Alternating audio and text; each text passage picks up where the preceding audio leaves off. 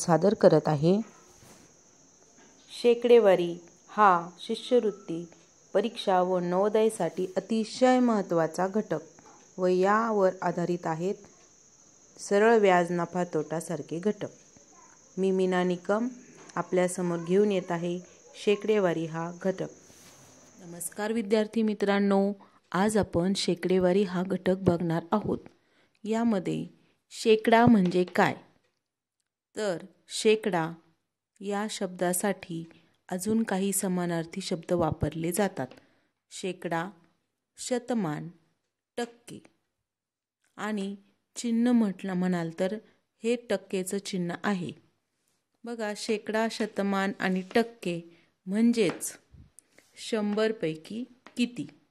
शेकडा म्हणजे 100, शे म्हणजे 100 आणि शतमान म्हणजे देखील 100, टक्के म्हणजे सुद्धा 100 आणि हे चिन्ह म्हणजे सुद्धा 100. मग आपल्याला शेकडेवारी शिकायची आहे म्हणजे काय शिकायचं आहे, तर 100 पैकी किती हे काढायचं शिकायचं आहे. बघा, शतमान हा एक अपूर्णांक असतो, त्याचा छेद नेहमी 100 असतो. तर याचं उदाहरण बघूया आपण. 50% याचे शतमान रूपांतर टक्के या चिन्हासाठी नेहमी काय वापरला जातं, 100 छेद हा 100 वापरला जातो. 50 आणि टक्केचं चिन्ह काढून आपण त्या ठिकाणी 100 छेदस्थानी टाकत असतो. यालाच आपण शतमानामध्ये रूपांतर केलं असं म्हणू शकतो. 50/100 किंवा 100 पैकी 50 असे या शतमानाचे वाचन करता येते. शिष्यवृत्ती परीक्षा किंवा नवोदय परीक्षेमध्ये या प्रकारची उदाहरणे येतात. त्या प्रकारची उदाहरणे आपण बघणार आहोत. 50% म्हणजे किती. यामध्ये 50% म्हणजे किती याचे रूपांतर वेगवेगळ्या पद्धतीने आपल्याला करावयाचे आहे. 50% टक्के या चिन्हासाठी आपण छेद काय वापरतो, 100. म्हणून पहिल्या प्रकारे आपलं उत्तर, पहिला पर्याय आपला असणार आहे छेद 100. दुसरा पर्याय बघा, एका प्रश्नाची उत्तरं किती प्रकारची येतात हे पण देखील समजून घेऊया. 50% याचा छेद आपण टक्केवारीचं चिन्ह काढून छेद 100 केला.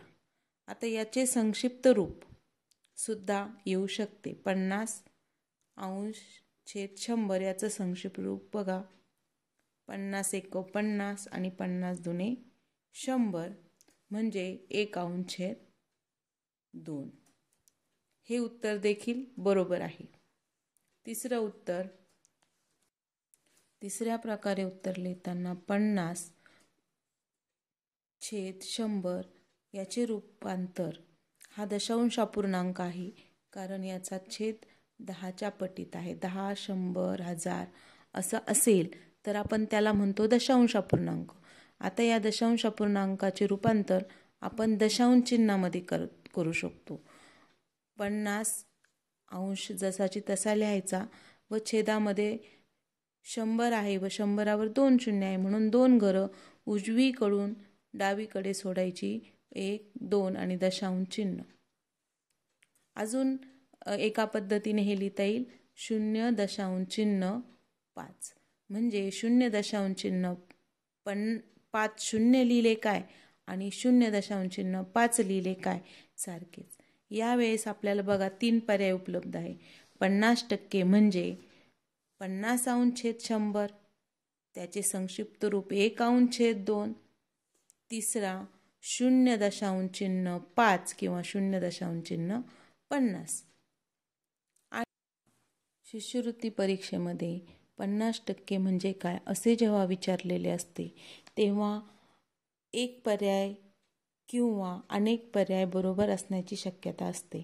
म्हणून आपल्याला पहिला पर्याय 50/100 हा देखील बरोबर आहे. 1/2 हे संक्षिप्त रूप केले तेच देखील उत्तर बरोबर आहे. 0.50 किंवा 0.5 म्हणजे दशांश चिन्हामध्ये रूपांतर केलेलं आहे हा पर्याय देखील बरोबर आहे. आणि चौथा पर्याय सर्व पर्याय बरोबर हा आपला बरोबर पर्याय आहे. तर या तीनही प्रकारे आपल्याला रूपांतर जर या उत्तराचं करता आलं तर आपण शेकडेवारी वरील उदाहरणे व्यवस्थित सोडवू शकू. शेकडेवारीतील दुसरे उदाहरण आपण बघूया.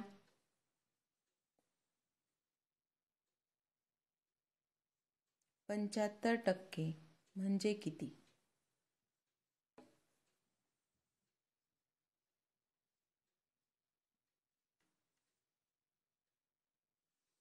बघा, 75% या शब्दाच्या पुढे टक्केचे चिन्ह आहे, म्हणजेच याचा छेद आपल्याला करायचा आहे 100. हा झाला पहिला पर्याय.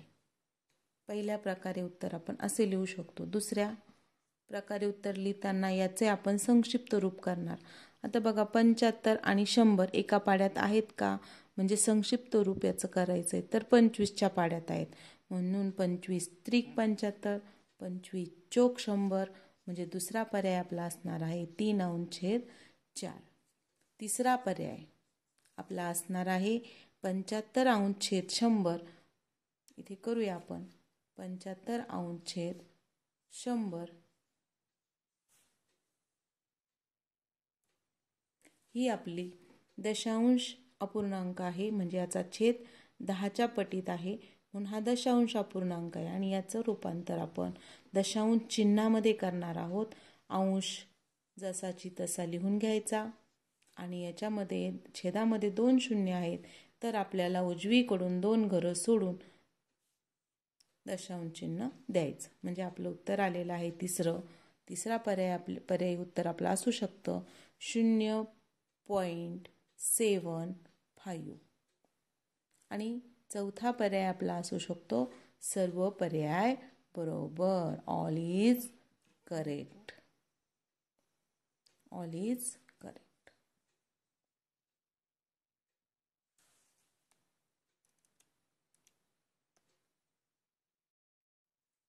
शेकडेवारीमधील तिसरे उदाहरण आपण बघणार आहोत. 135%. 135% म्हणजे चिन्ह बघा, टक्केवारीचं चिन्ह जिथं असेल त्या ठिकाणी आपण छेद काढून टाकताना छेद आपण त्याचा 100 घ्यायचा आहे. म्हणजे थोडक्यात याचं आपलं शतमानात रूपांतर झालेलं आहे. दुसरा पर्याय याचं आपल्याला संक्षिप्त रूप करायचं आहे. बघा, 135 हा कुणाच्या पाड्यात आहेत? तर जर आपल्याला हे माहीत नसेल तर आपण छोट्या संख्येने भाग देऊन याचं संक्षिप्त रूप करू शकतो. आता ह्या दोघांना 5नी भाग जातो, कारण यांच्या एकक स्थानी 5 आहे. 5ची विभाज्यता कसोटी इथे लागू पडते. 5ने याला भाग दिल्यानंतर अंश छेदाला भाग दिला 5 दुने 10, 5 0 0, 5 दुने 10 आणि बाकी राहिली 3, 5 7 35. आता बघा, 27 आणि 20 हे दोघंही एका पाड्यात नाही आहेत कोणत्या संख्येचे, म्हणून हे संक्षिप्त रूप फायनल झालेलं आहे आपलं. याच्या पुढे संक्षिप्त रूप आपण त्याला देऊ शकत नाही, म्हणून दुसरा पर्याय आपला असू शकतो 27/20. आता बघा विद्यार्थी मित्रांनो, तीनही पर्याय एकाच वेळेस येतील असं नाही, परंतु 2 पर्याय किंवा यापैकी एक पर्याय आपल्याला उत्तरामध्ये विचारला जातो. तेव्हा आपल्याला कोणकोणत्या प्रकारे पर्याय येतात हे माहीत असणं आवश्यक आहे. आता तिसरा पर्याय आपला आहे की 135/100. याचे रूपांतर आपल्याला दशांश अपूर्णांकात करायचे आहे. आता हा दशांश अपूर्णांकच आहे, परंतु दशांश चिन्ह वापरूनही आपल्याला लिहायचं आहे, म्हणून आपण 135 अंश जसाची तसा लिहिला आणि छेदामध्ये 2 शून्य आहे, तर उजव्या बाजूनी डाव्या बाजूकडे 2 घरं सोडून दशांश चिन्ह दिले. म्हणजे आपलं तिसरा पर्याय आलेला आहे 1.35. आता बघा चौथा पर्याय प्रश्नाचं उत्तर असंही असू शकतं की 135/100 याकडे पाहिल्यावर तुमच्या असं लक्षात येईल की हा अंशाधिक अपूर्णांक आहे, याचा अंश मोठा आहे. म्हणजे बघा, 100 पैकी 50 ठीक आहे, 100 पैकी 90 ठीक आहे, 100 पैकी 100 पण ठीक आहे, परंतु 100 पैकी 135 म्हणजे काय? तर 100 पैकी 135 म्हणजे यामध्ये 100 हा 100चा एक गट निघतो आणि 35 शिल्लक राहतात. म्हणजे थोडक्यात याने 100ने 135ला भागले तर पूर्ण आपल्याला 100ने भागल्यानंतर पूर्ण 1 मिळतो, 100 मिळतो 1, 100 मिळतो 1 आणि उरतात किती? 35. तर बघा, हे जे रूपांतर आहे याला म्हणतो आपण पूर्णांकयुक्त अपूर्णांकातील रूपांतर. आता बघा, याचं देखील संक्षिप्त रूप होत आहे. ह्या दोघांना 5 आणि 0 एकक स्थानी असल्यामुळे 5ने भाग जातो. 5 7 35, 5 2 10, 5 0 0. म्हणजे बघा विद्यार्थी मित्रांनो, याचं रूपांतर आपल्याला करता येईल. अंशामध्ये आपले 7 शिल्लक राहिले आणि छेदामध्ये आपले 20. म्हणजे पहिला पर्याय आपला होता, पहिलं उत्तर येणार होतं 135 अंश 100. हे देखील बरोबर आहे. त्याचं आपण संक्षिप्त रूप केलं 27 अंश 20. हे देखील बरोबर आहे. त्याचं आपण दशांश अपूर्णांकात रूपांतर केलं 1 अंश 35. हे देखील बरोबर आहे. आणि याचं आपण पूर्णांकयुक्तमध्ये रूपांतर केलं 1.7 अंश आणि छेद 20. हे चारही पद्धतीने आपण 135% म्हणजे किती हे लिहू शकतो. चौथे उदाहरण आपण बघणार आहोत. 120% म्हणजे किती? बघा, आपल्याला अनेक पद्धतीने उत्तरं लिहिता येतील. ती सर्व पद्धती आपण शिकणार आहोत. पहिलं म्हणजे 120% म्हणजे टक्के या चिन्हाऐवजी नेहमी छेद 100च घ्यायचा. 120 अंश छेद 100. दुसरा पद्धत म्हणजे याचे संक्षिप्त रूप आपण करू शकतो. 120 आणि 100 कुणाच्या पाड्यात आहेत? तर बघा, याचं आपण अजून सोपी पद्धतीने संक्षिप्त रूप करू शकतो. वरचा 0 कटला, खालचा 0 कटला आणि 12 आणि 10 शिल्लक राहिले. 12 आणि 10 कुणाच्या पाड्यात आहेत? दोनाच्या. बेसक 12, बेपंच 10. आता बघा, अंशामध्ये राहिला 6 आणि छेदामध्ये राहिले 5. म्हणून संक्षिप्त रूप आलं 6 अंश छेद 5. अजून आपण दशांश अपूर्णांकामध्ये याचे रूपांतर करू शकतो. 120 अंश छेद 100 याचे रूपांतर दशांश अपूर्णांकात करताना आपल्याला अंश जसाची तसा लिहायचा आणि छेदामध्ये किती शून्य आहेत? 2 शून्य आहे. म्हणून उजवीकडून डावीकडे येत 2 घरं सोडायची. 1.20 हे आपलं काय झालेलं आहे? दशांश चिन्ह वापरून आपण त्याचं रूप लिहिलेलं आहे. नंतर चौथ्या पद्धतीने आपण बघूया. 120 अंश छेद 100 हा एक अंशाधिक अपूर्णांक आहे. म्हणून आपल्याला याची मांडणी पूर्णांकयुक्त अपूर्णांकात करता येते. म्हणजे काय? 100ने 120ला भागायचे. म्हणजे पूर्ण किती निघतात बघा. 0 0 कटला,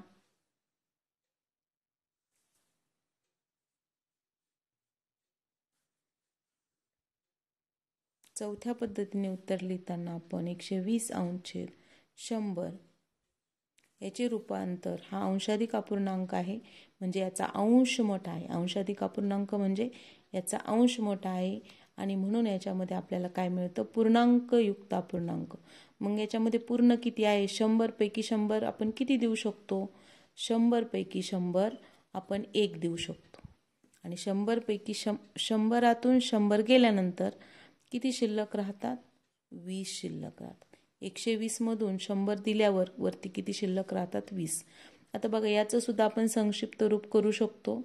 याचा 0 कटला आणि बे आणि जे 10 आहे त्यांना एका संख्येने भाग जातो. बे 1 बे, बे पंच 10. म्हणजेच आपल्याकडे उत्तर आलेलं आहे बरोबर 1.1 अंश छेद 5. कसं आलं ते तुम्ही सर्वांनी बघितलं. ज्याला समजलं नसेल त्याने पुन्हा व्हिडिओ मागे नेऊन पद्धत बघावी. परीक्षेला येणाऱ्या काही प्रश्नांपैकी आपण उदाहरणे बघूया. कोणत्या स्वरूपाची येतात. 500चे 50% असं ज्यावेळेस आपण म्हणतो बरोबर किती, अशा वेळेस आपण उदाहरण सोडवताना 500 हा बरोबर जसाची तसा ठेवायचा. चे आपण पदावली सोडवताना बघितलं होतं. चे, चा, ची असं ज्यावेळेस असेल त्याचा अर्थ होतो गुणाकार. त्याचा अर्थ होतो गुणाकार. मग आता चे या शब्दाच्या ऐवजी आपण चिन्ह टाकायचं आहे गुणाकाराचे. आणि 50% टक्के म्हणजे छेद करायचा आहे 100.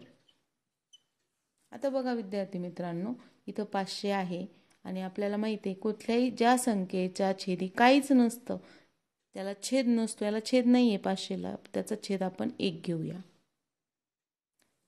आता बघा संक्षिप्त रूप आपण त्याचं करणार आहोत. इथं जरी गुणाकार आहे, गुणाकार असेल तर तरी संक्षिप्त रूप करता येते. मग बघा इथे 2 शून्य आहेत. हा एक शून्य कटला, हा एक शून्य कटला. अंशातला एक शून्य आणि छेदातला एक शून्य. आता या ठिकाणी कोण शिल्लक राहिलेले आहे? 5 आणि 10. 5 आणि 10 एकाच पाड्यात आहेत का? कोणत्या संख्येचे आहेत? 5च्या. 5 एक 5, 5 दुने 10. आता बघा या दोघांचं संक्षिप्त रूप होण्याची पूर्ण संपलेलं आहे. तेव्हा आपण 2नी 500ला भागूया. म्हणजे 2 हा छेद आहे आणि 500 हा अंश आहे. 2नी भागूया. बे एक बे, बे दुने 4 आणि 5 मधून 1 गेला, 4 गेले, राहिला 1. बे पंच 10, बे शून्य 0. आपला इथे अंशामध्ये शिल्लक राहिलेला आहे 250 गुणिले 1 छेदी 1. बघा आणि म्हणजेच आपला फक्त उत्तर आलेलं आहे 250. 250 गुणिले 1 म्हणजेच 250 आणि एक छेद लिहिला नाही तरी चालतो. बघा पुढील उदाहरण आपण बघणार आहोत. 550चे 20%. यामध्ये देखील बघा चे या शब्दाचा अर्थ सांगा. 550 जसल्या तसे, चे म्हणजे गुणिले, टक्के या चिन्हाचा अर्थ काय होतो? 20%. टक्के म्हणजे छेदी काय लिहायचं? 100. आता बघा या संख्येच्या छेदी काहीच नाही आहे. म्हणजेच काय? ज्या संख्येच्या छेदाला काहीच नसतं तिथे असतो 1. आणि आपण संक्षिप्त रूप करूया. संक्षिप्त रूप करताना आपल्या लक्षात आलं असेल तर गुणाकाराचं चिन्ह आहे. पहिले आपण या दोघांचं करूया किंवा या दोघांचंही संक्षिप्त रूप करतात. एक याचा अंश याचा छेद किंवा याचा अंश याचा छेद किंवा याचा अंश याचा छेद. आता बघूया. 0 कटला, 0 कटला. अंशात कोण शिल्लक राहिलं? बे एके बे, बे पंच 10. आता बघा या छेदाने याला भागू शकतो आपण. म्हणून 5 एके 5, 5 एके 5, 5 एके 5, 5 0 0. अंशामध्ये आपला शिल्लक राहिलेला आहे 110 गुणिले अंशात दुसरीकडे शिल्लक 1 छेदी 1 म्हणजेच आपलं उत्तर आलेलं आहे 110. 550चे 20% बरोबर किती? तर 110 हे आपलं उत्तर आलेलं आहे. बघा आता थोड्याशा मोठ्या प्रमाणावर जी उदाहरणं येतात ती आपण बघणार आहोत. 500चे 25%, चे 20%. या ठिकाणी 2 प्रकारे टक्के आपल्याला दिलेले. 500चे 25% आणि चे 20%. म्हणजे या ठिकाणी आपल्याला चे 2 ठिकाणी आलेला आहे पहा आणि टक्के देखील 2 ठिकाणी आलेला आहे. मग आपण आपल्या नियमानुसार जाऊया. बघा विद्यार्थी मित्रांनो, गणित हा एक शिस्तीचा विषय आहे. तो नियम न मोडता सोडवला तरच आपल्याला बरोबर आपलं उत्तर येतं. जर का आपण नियम तोडले तर आपल्याला शिक्षाही भेटते, म्हणजेच आपलं उदाहरण चुकण्याची शक्यता असते. मग आता आपला नियम काय आहे की छे असेल तर काय टाकायचं? गुणाकाराचं चिन्ह. आणि 25% टक्के म्हणजे छेद 100. पुन्हा बघा काय आलंय चे. मग चे या नियमानुसार कोणतं चिन्ह घ्यायचं? गुणाकाराचं. आणि 20% टक्के म्हणजे नियमानुसार छेद काय घ्यायचा? 100. अशी आपली मांडणी झाली की आपण संक्षिप्त रूप करू शकतो. छेद या ठिकाणी छेद कोणताच नाही म्हणजे छेद 1 घेऊन ठेवायचा. आता बघा याचं संक्षिप्त रूप करूया. 1 शून्य कटला, 1 शून्य कटला. या ठिकाणी 2 शून्य आहे परंतु इथं शून्य नाही परंतु इथं आहे म्हणून 2 शून्य कटले. एका वेळेस 2, एका वेळेस 2. आता बघा जे आहे त्यांचं आपण संक्षिप्त रूप करूया. बे एके बे आणि बे पंच 10. आता बघा याचा छेद आणि याचा अंश याचं देखील संक्षिप्त रूप होतं आहे. 5 एक 5, 5 5 25. आता बघा अजून कोणी शिल्लक आहे का छेदात द्यायला? तर बघा छेदात 1 आहे, 1 आणि 1 म्हणजे छेदात आता भागण्यासाठी कोणी राहिलेला नाही. मग अंशामध्ये कोण शिल्लक आहे? बघा 5, 5 आणि 1. हे खूप काळजीपूर्वक घेण्याची गरज असते. का तर आपला एखादा अंक राहून गेल्यास आपण केलेले सर्व मेहनत वाया जाण्याची शक्यता असते. आता बघा 5 5 25 आणि 1 25 म्हणजे आपलं उत्तर आलेलं आहे 25. म्हणजे 500चे 25% चे 25% किती आले उत्तर? 25. आहे की नाही सोपं? हे उत्तर आलेलं आहे. बघा विद्यार्थी मित्रांनो पुढील उदाहरण बघूया. 100चे 10%चे 20%. म्हणजे बघा आपण नियमानुसार जाऊया. 1000 पुढील उदाहरण बघूया. 1000चे 10%चे 20%. नियमानुसार जाऊया. 1000 आपण घेतले. चे म्हणजे काय? चे म्हणजे गुणिले 10%. टक्के म्हणजे काय? छेद 100. चे म्हणजे काय? गुणिले आणि 20%. टक्के म्हणजे काय? छेद 100. आता आपण संक्षिप्त रूप देऊ शकतो. 1 शून्य कटला, 1 शून्य कटला. हा 1 शून्य कटला, हा 1 शून्य कटला. आता बघा इथे 1 शून्य आहे आणि या ठिकाणी अंशामध्ये बरेच शून्य शिल्लक आहेत. म्हणजेच 1 शून्य कटला, 1 शून्य कटला. अंशातला 1 शून्य, छेदातला 1 शून्य. अंशातला 1 शून्य आणि छेदातील 1 शून्य. आता आपण खाली बघा कोणी शिल्लक आहे का? 1 1 1 म्हणजे छेद आपला राहिलेला आहे 1. अंशामध्ये कोण शिल्लक आहे? 10 1 आणि 2. 10 गुणिले 1 गुणिले 2. आता बघा यांचा गुणाकार करूया. 10 1 10 आणि 2 20. म्हणजे आपलं उत्तर आलेलं आहे 1000चे 10%चे 20% म्हणजेच 20. असं आपलं उत्तर आलेलं आहे.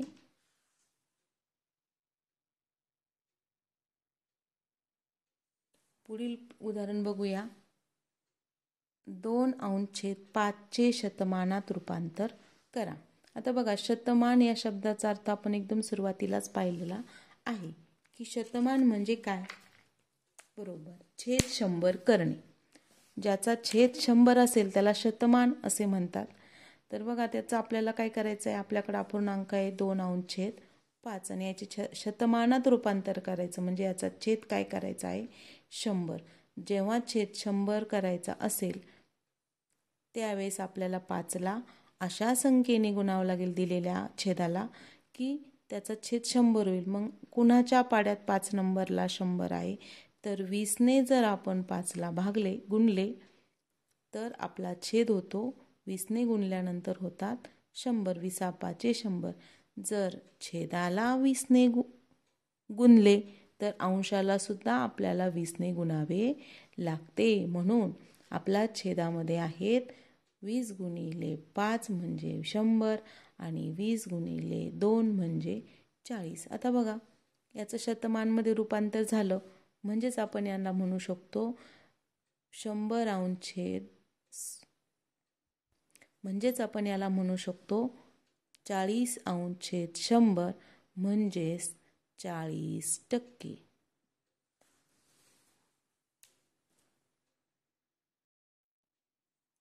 पुढील प्रकारची उदाहरणे देखील येतात.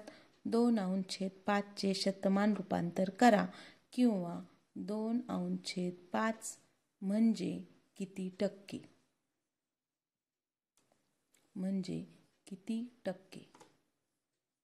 अशा दोनही पद्धतीने हे उदाहरण विचारले जाते.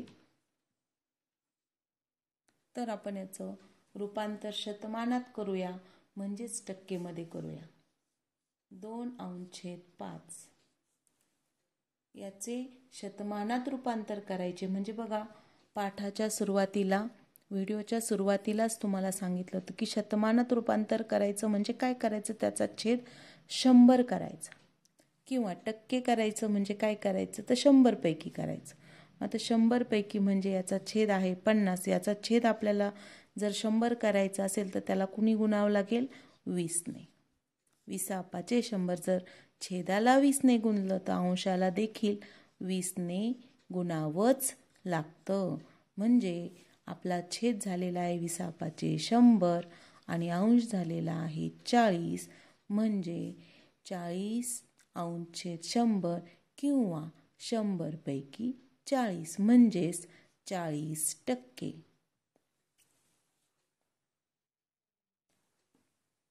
त्याच प्रकारचे दुसरे उदाहरण घेऊया. 5 अंश छेद 4 चे शतमान रूपांतर करा म्हणजेच 5 अंश छेद 4 म्हणजे किती. असे दोनही प्रकारचे उदाहरणं आपल्याला विचारले जाऊ शकतात. 5 अंश छेद 4 चे शतमान म्हणजेच काय, शतमान म्हणजे छेद 100. मग 5 अंश छेद 4चा छेद काय करायचा आपल्याला, 100. तर ह्या 4ला कितीने गुणलं म्हणजे छेद 100 होईल, तर 25 ने. 25 चोक किती होईल, 100. मग जर 25 ने छेदाला गुणलं तर अंशाला देखील 25 नेच गुणावं लागेल. त्यामुळे आपला अंश येणार आहे 25 5 125 आणि 25 चोक 100. म्हणजेच बघा मित्रांनो, 125 अंश छेद 100 म्हणजेच 125%. अजून एका वेगळ्या प्रकारचे उदाहरण इथे विचारले जाते, ते आपण पाहूया. 0.01 म्हणजे किती टक्के. म्हणजे बघा विद्यार्थी मित्रांनो, एक ट्रिक्स लक्षात घ्या. किती टक्के असं जेव्हा आपण म्हणतो त्यावेळेस आपल्याला छेद 100 करायचा आहे हे लक्षात घ्यायचं. किती टक्के म्हटलं की छेद आपल्याला काय करायचं आहे, 100च्या स्वरूपात लिहायचं आहे, हे लक्षात घ्या. आता बघा 0.01 याचा छेद आपल्याला 1 करायचा आहे. याची अतिशय सोपी ट्रिक्स तुम्हाला मी सांगणार आहे. तर बघा, यात कुठल्याही संख्येला जेव्हा छेद नसतो तेव्हा त्याचा छेद असतो 1 आणि आपल्याला तर याचा छेद करायचा आहे 100. आता बघा, याचा छेद जर आपल्याला 100 करायचा आहे तर आपल्याला याला कितीने गुणावं लागेल, 100 ने गुणावं लागेल, बरोबर. त्यासाठी एक सोपी ट्रिक्स आहे की आपल्याला ह्या 1च्या पुढे एक दशांश चिन्ह आहे जे आपण आपल्याला दिसत नाही. कुठल्याही संख्येच्या पुढे, कुठली पूर्ण संख्या असेल तिच्या पुढे दशांश चिन्ह असतं पण ते आपल्याला दिसत नसतं. बघा, आपण 4 रुपये 5 रुपये असं लिहितो दुकानात गेल्यानंतर, परंतु तसं बोलताना आपण कसं बोलतो, 4 5 असंच बोलतो. म्हणजे दशांश चिन्ह असतं परंतु आपण ते वापरत नाही. मग आता 1च्या पुढे दशांश चिन्ह आहे आणि आपल्याला याचे 100 करायचे आहे. म्हणजे हे दशांश चिन्ह किती घर पुढं न्यावं लागेल, 2 घरं, बरोबर. दशांश चिन्ह जे आहे ते किती घर पुढं न्यावं लागेल, 2 घरं. म्हणून हे सुद्धा दशांश चिन्ह आपण किती घरं पुढं न्यायचे आहे, 2. बघा आता 1च्या पुढं आले 0 आणि आत्ता दशांश चिन्ह, हे दशांश चिन्ह आपलं इथे गेलं म्हणजे इथे दिलेलं आहे आणि वरचं जे दशांश चिन्ह आहे ते 2 घरं पुढं गेलेलं आहे. बाण बघा, दिशा बघा आणि संख्या बघा, घरं बघा, 2 घरं पुढं 2 घरं पुढं अंशात देखील. आणि बघा 0 0 1 दशांश चिन्ह इथं आलेलं आहे. आणि मागील जे 0 आहे ते नाही लिहिले तरी चालतात आणि पुढील दशांश चिन्ह देखील नाही लिहिलं तरी चालतं, म्हणजे कारण त्याच्या पुढे कुठलीही संख्या नाही, म्हणून आपण 1 तसाच लिहूया पूर्ण आणि 100 देखील पूर्ण लिहूया. बघा 1/100 म्हणजेच 100 पैकी 1 म्हणजेच 1%.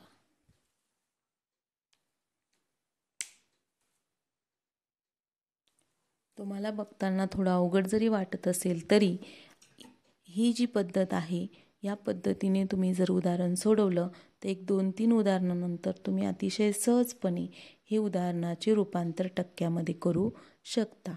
आता बघा 0.066 म्हणजे किती टक्के. आपल्याला माहिती आहे ट्रिक्स म्हणजे काय, किती टक्के म्हणजे आपल्याला याचा छेद काय करायचा आहे, 100 करायचा आहे. 0.66 0.066 याचे रूपांतर आपल्याला छेद 100 करायचं आहे. मग फक्त छेद 100 करून चालेल का, नाही तर अंशात सुद्धा आपल्याला तेवढी संख्या वाढवावी लागेल, त्याला 100 गुणावं लागेल. याचा छेद काहीच नाही म्हणजे 1 आहे पहिली पायरी. दुसरी पायरी म्हणजे याच्या पुढे दशांश चिन्ह आहे हे आपल्या लक्षात घ्या. 1च्या पुढे म्हणजे 1 हा पूर्ण आहे. आता याच्या पुढे आपल्याला काय करायचं आहे, 2 0 म्हणजे याचा छेद 100 करायचं म्हणजे दशांश चिन्ह किती घरं पुढं जाणार, 2. मग हे देखील चिन्ह जे आहे आपल्याकडचं ते सुद्धा 2 घरं पुढं जाणार म्हणजेच इथे येणार, बरोबर. तर इथे एकाच अपूर्णांकात 2 दशांश चिन्ह आपण देऊ शकत नाही. आपण पुढे लिहूया 0 0 2 घरं पुढे गेले ना आणि 6 गेले की नाही 2 घरं पुढं. आता दशांश चिन्ह 6 आणि छेदामध्ये 100 म्हणजेच पाठीमागचे 0 नाही लिहिले तरी चालत आहे. 6.6/100 म्हणजेच 6.6% म्हणजे 6.6%. पुढील उदाहरण घेऊया 0.9 म्हणजे किती टक्के. आता या ठिकाणी सुद्धा किती टक्के म्हणजे आपल्याला छेद करायचा आहे याचा 100 म्हणजे आपल्याला एकतर छेद 100 करायचं आहे किंवा टक्केचं चिन्ह देऊन याला लिहायचं आहे. 0.9 याचा छेद काहीच नाही म्हणजे 1 आहे आणि 1च्या पुढं दशांश चिन्ह आहेच, परंतु ते आपण देत नसतो, आता दिले. आता बघा याच्या पुढे आपण काय केलं, छेद 2 0ने वाढवलेला आहे. मग हे जे दशांश चिन्ह आहे ते पुढं आलं 100 झाले. आणि या ठिकाणी सुद्धा दशांश चिन्ह 2 घरं पुढं आणायचं, परंतु आपल्याकडं एकच घर आहे. मग एका घराचं काय करायचं, आपल्याला 0 वाढवायचं आहे. बघा 0.9 आता 2 घरं पुढं आल्यानंतर दशांश चिन्ह आलं इथं आणि 1 घर पुढं आल्यानंतर दशांश चिन्ह आलं इथे. म्हणजेच नाही दिलं तरी चालतंय, पुढे काहीच नाही दशांश चिन्हाच्या म्हणून 90 आणि 100च्या पुढे काहीच नाही म्हणून पूर्ण 100 म्हणजेच 90%.